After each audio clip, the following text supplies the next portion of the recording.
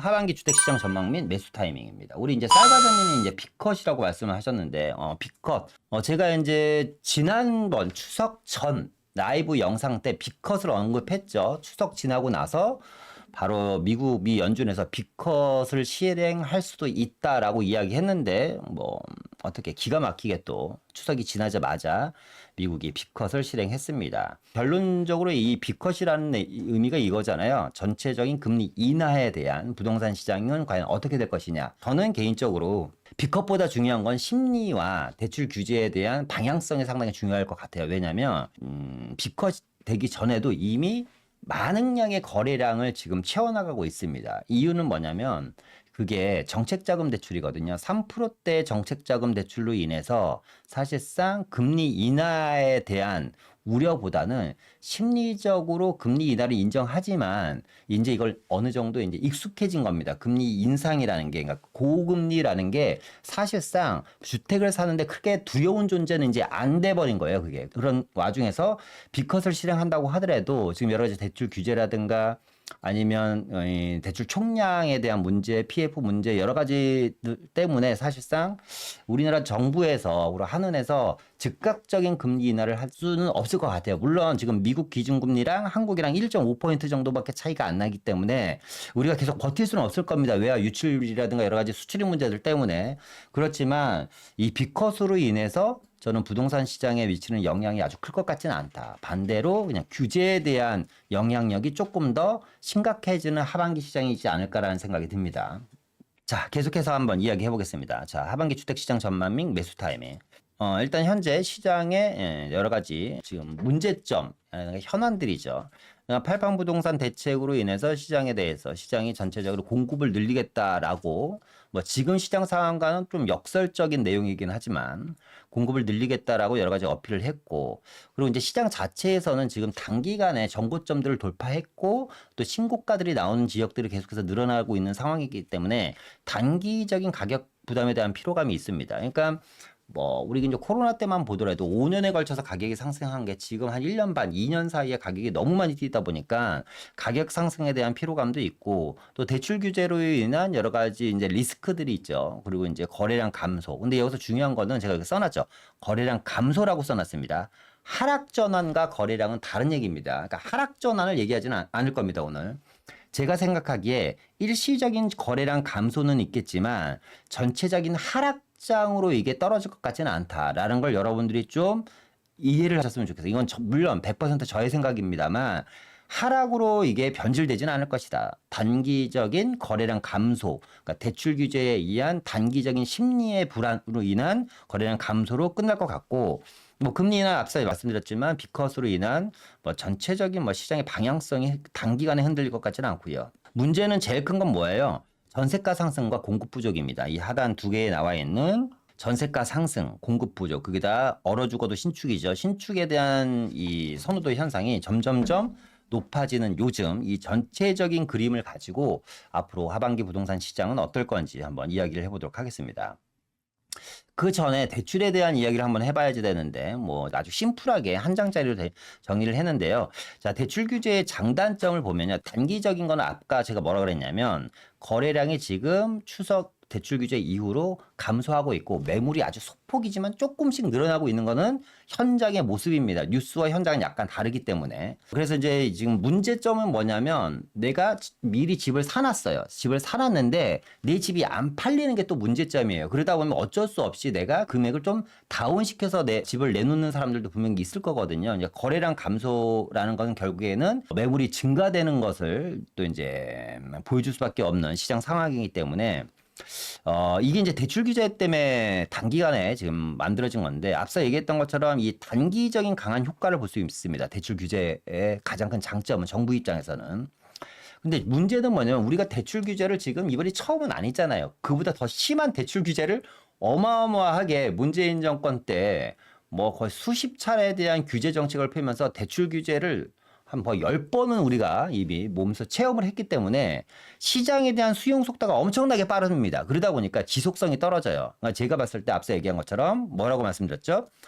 거래량 감소인 거지 하락 전환은 아니라고 말씀드린 게 이 대출 규제로 인한 거래량 감소가 단기적으로 나타난다. 지속적으로 진행될 만큼의 힘이 저는 많이 남아있지 않다라고 말씀드리고 뭐 강남권 같은 데 보면 뭐 현금 부자들한테는 또 영향력이 제로죠. 결국에는 이게 약한 고리 떼기로 끝낼 수밖에 없다. 약한 고리라는 건 뭐예요? 무주택 실소유자라든가 2급지, 3급지 주택들 중에 많이 안 오른 주택들이 사실상 격차를 더 벌리는 걸로 이제 마무리되지 않을까. 그러면서 좀 어느 정도 이 거래량이 좀 많이 죽게 되면 다시 대출 규제를 또 없애겠죠. 그러면 이게 오르고 떨어지고를 반복하는 겁니다. 이따 제가 오늘 그래프를 보여드릴 텐데 지금 들어오신 분들은 끝까지 다 보셔야지 돼요. 왜냐면 중간에 아주 중요한 그래프를 하나 보여드릴 겁니다.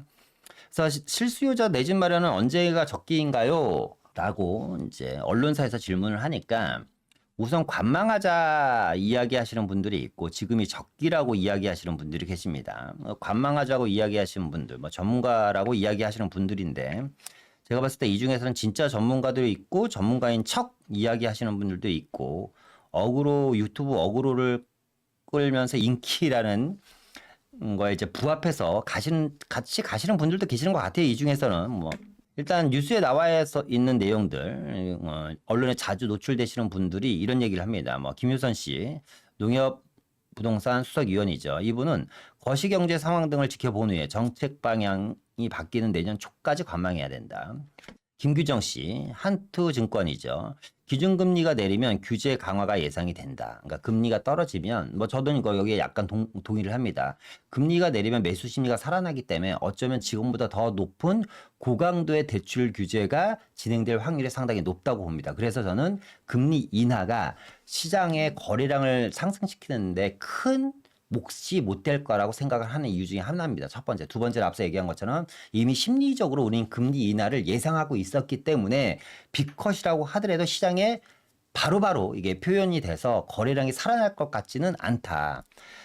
반대로 지금 이 김규정 씨가 얘기하는 것처럼 기준금리가 내리면서 규제 강화가 될 것 같습니다. 대출 규제 강화가. 투자 심리 확인하고 접근해야 된다는 얘기고 이분은 잘 모르는 분인데 어쨌거나 추석 이후 집값 방향 확인 후에 진입해야 된다. 이거는 누구나 할 수 있는 얘기거든요. 이거는 우리 PD도 이 얘기는 할 수 있을 것 같습니다. 그래서 이거를 왜 뉴스에 헤드라인에 넣는지. 그리고 또 어떤 분은 기준금리가 인하되고 주담대 금리가 3%일 때 요거는 저는 찬성. 저도 마찬가지입니다. 일단 우리나라는 제일 중요한 게 뭐다? 여러분들 시장에서 포착되는 금리의 포인트는 뭐냐? 3%다. 요거만 기억하시면 돼요. 몇 프로? 3%. 지금 기준금리가 4%까지 올라갔단 말이에요. 그런데 정책자금대출 금리가 거의 대부분 3% 선에서 왔다 갔다 하기 때문에 가장 많이 포텐이 터지고 거래량이 터졌을 때가 3%대이다. 그래서 저는 주담대 금리 3% 정도에 진입을 하게 되면 다시 한번 거래량이 살아날, 그러니까 심리적인 내가 이제 인정할 수 있는 많은 수요자들이 인정할 수 있는 금리에 대한 프로테이지가 저는 한 3% 정도라고 봅니다. 이 조용광 대우건설 빅데이터 연구원 빅데이터로 연구를 했으니까 저랑 생각이 비슷하네요. 저는 빅데이터로 연구하지 않았는데 저도 생각이 한 3%대 정도 금리가 떨어진다면 주담대 금리가 떨어진다면 매수 타이밍이지 않나라는 생각이 듭니다. 이분도 그래. 거시경제 상황을 지켜본 뒤 정책 방향이 바뀌는 내년 초까지. 이것도 우리 PD도 할 수 있는 얘기 같은데. 경제 상황을 지켜봐. 그러니까 정책 방향이 바뀌면 그때 한번 생각해보자. 이거는 누구나 할 수 있는 얘기잖아요. 그죠? 자, 지금이 적기다라고 이야기하시는 분들도 계세요. 아파트 공급이 부족하다. 집이 부족하죠. 분양가 상승 등을 보면서 서울 집값 안 떨어진다. 요건 저도 100% 공감한다. 집이 없고 분양가 상승이 정말 가파르게 올라가고 있죠. 삶의 질을 높여주는 직접근적 신축 아파트는 관심이 많다. 사람들이 좋아한다. 이것도 역시 누구나 할 수 있는 얘기고. 대출 규제로 가격 일부가 조정될 여지가 있어서 관심 지역 지켜봐야지 된다. 지금 파란색으로 한 거는 이런 이유 때문에 지금 바로 사라는 얘기입니다. 상급지가 입지 좋은 중급지 가격은 안 떨어졌다. 지금 매수해도 괜찮다라고 이야기를 하는 겁니다. 근데 쭉 들어보면 이런 겁니다. 자, 우선 관망이라는 건 무슨 뜻이에요? 자, 앞으로 집값이 떨어질 거니까 사지 마세요라고 이야기하는 전문가는 단 한 명도 없다. 관망이라는 이야기도 뭐예요? 결국에는 조만간 집을 살 건데 지금 잠깐 우리가 지켜보자라는 이야기잖아요. 지금이 적기라고 이야기하시는 분은 지금 바로 주택을 사야 된다는 얘기니까 시장에 있는 많은 전문가들 중에 지금 거의 무려 95%가 집값은 추세적인 상승을 계속해서 할 것이라고 이야기를 하고 있습니다. 100명 중에서 4, 5% 정도가 일시적인 하락이 또 올 수도 있다라고 이야기를 하는 거기 때문에 저는 개인적으로 주택은 바로 구입을 해야지 된다. 그래서 제가 생각하는 부경TV에서, 부경TV가 어디죠? 지금 보시는 채널이 부동산 경제학이잖아요. 황현의 부동산 경제학. 그래서 부경TV라고 제가 이름을 지었습니다. 부경TV에서 이야기하는 내 집 마련 적기는 언제냐? 자, 첫 번째, 시점 미루면 안 된다. 현금을 보유하고 계시는 분들이라면 지금부터 서둘러서 좀 여러분들이 괜찮다고 생각하는 지역의 주택을 좀 과감하게 좀 공략을 할 필요가 있고, 이번 하반기 안에는 내년으로 넘어가면 안 됩니다. 절대 내년으로 넘어가면 안 되기 때문에 12월 달 안에는 거래 끝내놓고 잔금까지 다 끝내버려야지 된다라는 게 저의 중론이고, 그렇게 해야지 되는 이유 중에 하나는 인플레이션 해지고요. 앞서 뭐 여기도 제가 써놨네요. 그러고 보니까 주담 내 3% 진입 시 거래량이 급증할 가능성이 상당히 높기 때문에 금리 인하는 어쨌거나 전체적인 기준금리를 떨어뜨릴 수밖에 없습니다. 기준금리를 인하시키면 거래량이 늘어날 걸 예상하기 때문에 규제를 더 강하게 할 수밖에 없겠죠. 그럼에도 불구하고 또 살 사람들을 살 겁니다. 그래서 저는 지금 당장 사야 된다. 자, 그래프를 한번 보면서 이야기해 보도록 하겠습니다. 요 그래프는요, 서울 마포구에 있는 모 아파트입니다. 야, 여러분 이거 보세요. 자, 2012년도에 2012년 5월달 평균, 지금 마포구에 있는 모 아파트 그래프라고 말씀드렸죠. 2012년 5월달 평균 이 아파트의 가격은 6억 3천만 원이었습니다. 근데 지금 2024년이니까 12년이 지난 지금 이 아파트가 20억까지, 거의 20억 정도 선까지 올라왔습니다. 앞서 얘기한 것처럼 인플레이션 했지. 그러니까 여러분들이 지금 당장 집을 사야지 되는 이유는 이렇게 질문하시는 분들도 계세요. 답답하게 질문하시는 분들. 지금 너무 많이 올랐는데 지금 사야지 되나요? 라는 얘기를 하시는 분들이 계시는데, 그런 얘기는 저는 10년 전에도 들었고요. 20년 전에도 들었습니다. 제가 부동산을 시작한 지 20년이 됐기 때문에 그때 시작할 때도 제가 그때는 부동산에 있었을 거 아니에요. 복덕방이라고 얘기하는 공인중개사 사무실에 앉아있을 때도 그땐 총각이었으니까, 총각 지금 집값 너무 많이 오른 거 아니야? 지금 사도 돼? 라는 이야기를 지금도 들었어요. 제가 집을 보여주고 다니면. 그때 한참 제가 이제 뭐 전월세도 보여주고 집도 보여주고 막 다닐 때 한창 왕성하게 일을 할 때였기 때문에, 그때도 저는 뭣도 모르지만 제 생각에는 집을 지금이라도 당장 사야 된다고 말씀을 드렸던 기억이 납니다. 어쨌거나 여러분, 2012년도 6억짜리 아파트가 20억짜리로 오른 걸 보면서 제가 두 가지로 이 시장을 바라보는 사람이 있다 그랬죠. 야, 집값 너무 비싸다라고 바라보는 사람과 한 가지 부류는 뭐다? 어떤 사람들이다? 야, 내 돈의 가치가 이렇게 떨어지고 있구나라는 걸 체감하는 사람이 있다 그랬죠. 돈의 가치가 너무 빠른 속도로 떨어지고 있다. 자, 요 그래프를요, 좀 확대해서 보도록 하겠습니다. 자, 이제 이번엔 이렇게 보도록 하겠습니다. 자, 왜 지금 집을 사야지 되는 적기인지 한번 볼게요. 자, 보면요. 2016년부터 2023년도까지 아까 앞서 보여드렸던 마포 아파트의 그래프를 제가 좀 확대해 놓은 겁니다. 확대. 자, 볼게요.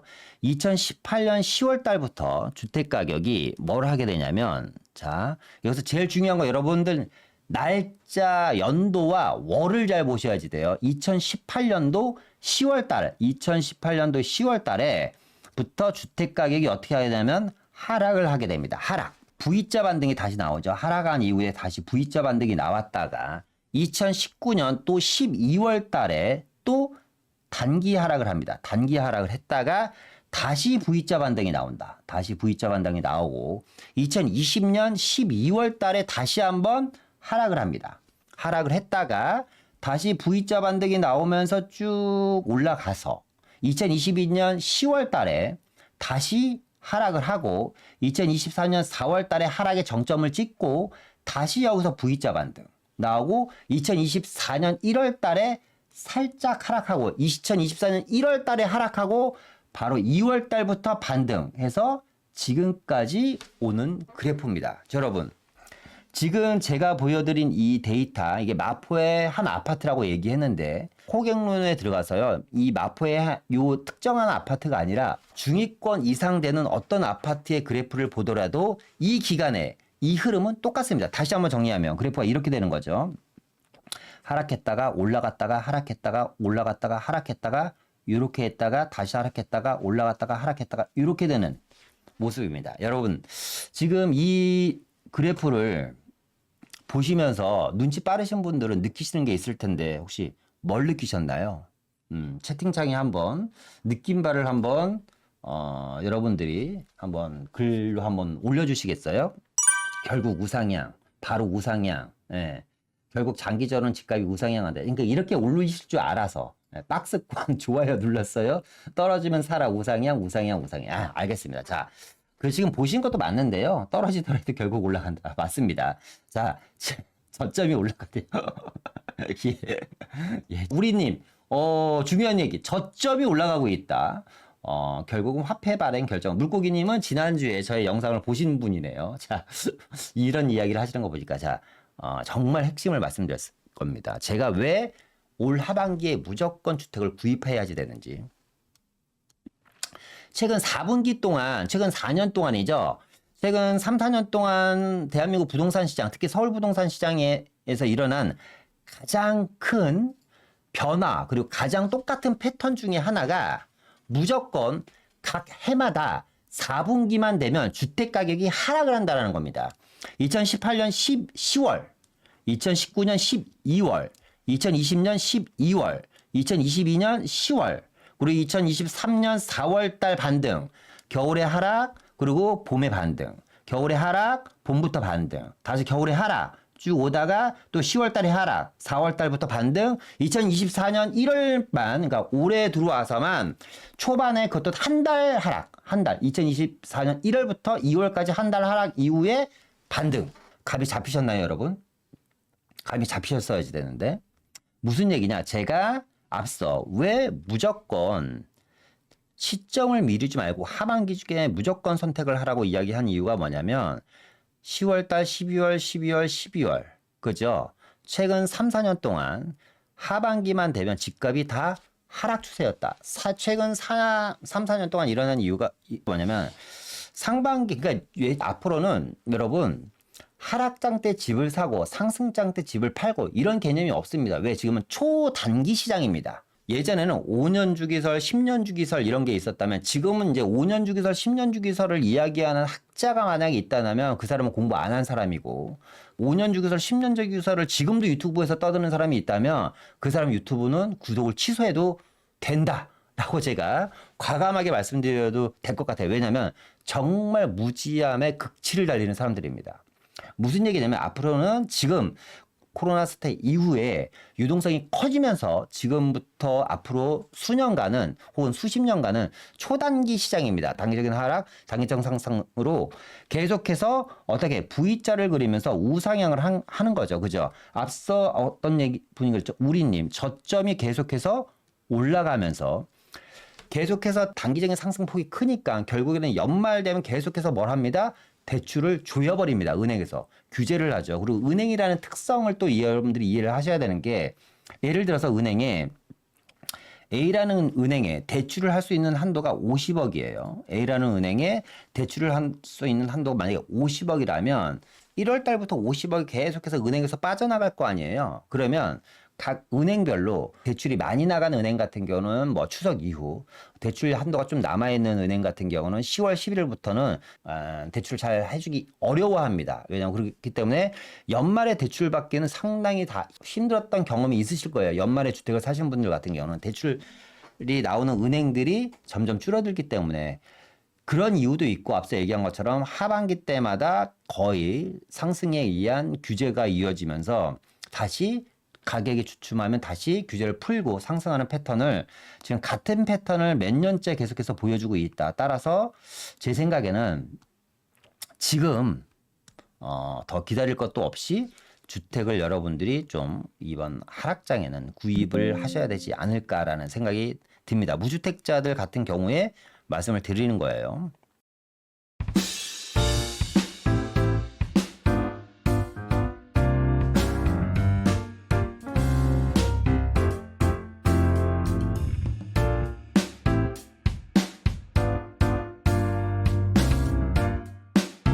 쉽게 좀 한번 이해를 해드릴게요. 우리 어머니는 한데 이게 아니에요. 주택은 있으나 내가 다른 집을 살